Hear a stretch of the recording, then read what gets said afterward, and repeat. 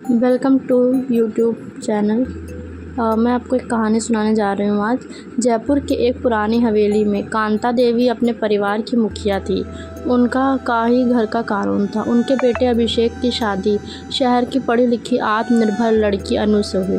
अनु ने जब पहली बार ससुराल की दहलीज पर कदम रखा तो उसने सोचा कि वह इस घर को अपने प्रेम समझ से जीत लेगी।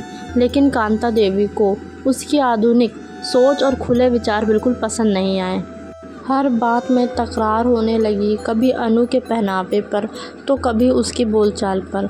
कांता देवी को लगता था कि अनु उसके संस्कारों को मिटा रही है। उधर अनु को लगता था कांता देवी उससे अपनाना नहीं चाहती हैं। समय बीतता गया। एक दिन कांता देवी अचानक सीढ़ियों से गिर गई और डॉक्टर ने उन्हें आराम करने की सलाह दी। उस दिन से अनु ने सारा घर का काम संभाल लिया, उनकी दवाई से लेकर भोजन तक हर बात का ध्यान रखा। धीरे धीरे कांता देवी ने देखा कि अनु न केवल एक अच्छी बहू है बल्कि एक नेक दिल इंसान भी है।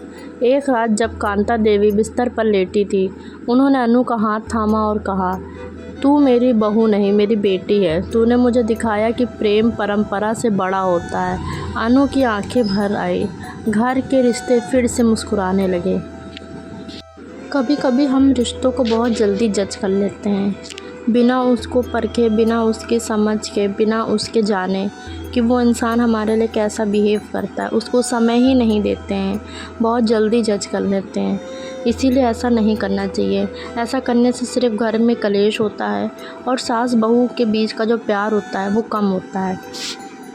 तो आप बताइएगा कि मेरी ये स्टोरी कैसी लगी और कमेंट में बताइएगा, और हमारे इस चैनल को लाइक एंड सब्सक्राइब करिएगा। Thank you.